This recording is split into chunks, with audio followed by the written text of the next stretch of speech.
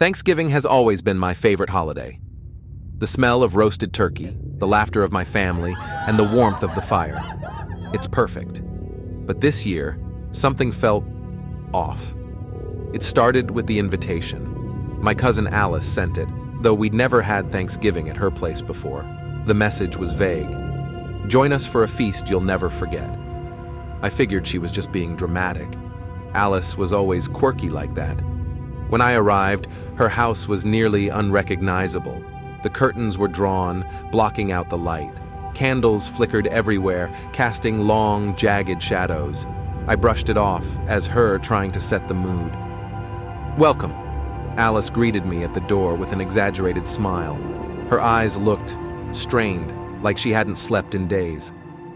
Behind her, the family sat around the table, unnervingly quiet. Usually, my uncle would be cracking jokes by now, and the kids would be chasing each other. But tonight, everyone just stared. Hey, everyone," I said, trying to ease the tension. Nobody responded, not even a nod. I took my seat, feeling the weight of their eyes on me. The food was already on the table, and it looked amazing. Perfectly roasted turkey, golden mashed potatoes, and pies that looked straight out of a magazine. But something about it seemed wrong. The turkey's skin was almost too shiny, like it had been glazed with something unnatural. The potatoes smelled faintly metallic, and the pies, though beautiful, had an odd greenish tint under the candlelight. Alice clinked her glass, breaking the silence. "Before we eat, we must give thanks," she said, her voice trembling with an odd excitement. "Sure," I replied, hoping to break the awkwardness. "I'm thankful for—" "No," she interrupted sharply. "Not your thanks. His thanks." I blinked, confused. "Who's his?" As if on cue, a low creaking sound echoed through the room. The chandelier above us began to sway, though there wasn't a draft. The flames of the candles stretched and bent unnaturally, casting warped shadows on the walls. "Now we feast," Alice whispered, her smile stretching unnaturally wide. The family began eating, shoveling food into their mouths like they hadn't eaten in days. I just stared, frozen. Their movements were frantic, almost animalistic. Gravy dripped down my aunt's chin as she tore into the turkey with her hands. My cousin's eyes rolled back as she chewed, moaning with delight? Pain? I couldn't tell. "Eat," Alice said, pushing a plate toward me. Her voice was no longer cheerful, it was demanding. "I'm not hungry," I stammered, my stomach churning. Her eyes darkened, and the room seemed to grow colder.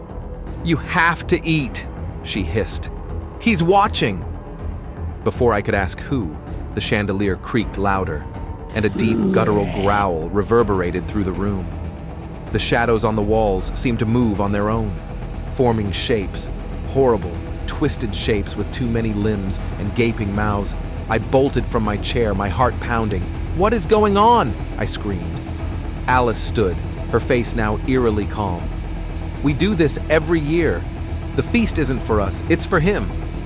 And if you don't eat—" She trailed off, glancing at the shadows. The growling grew louder, and the room felt like it was closing in. The family stopped eating and turned to me, their faces blank, their eyes wide and empty.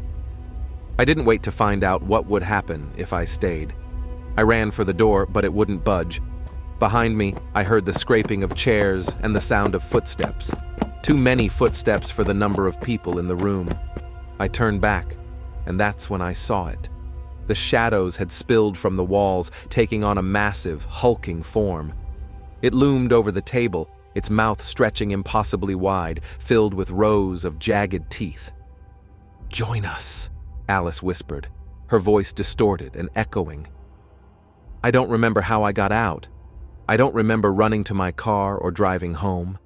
But I can still hear that growl in my ears, feel those empty eyes staring at me. And every time I close my eyes, I see that thing. Thanksgiving will never be the same.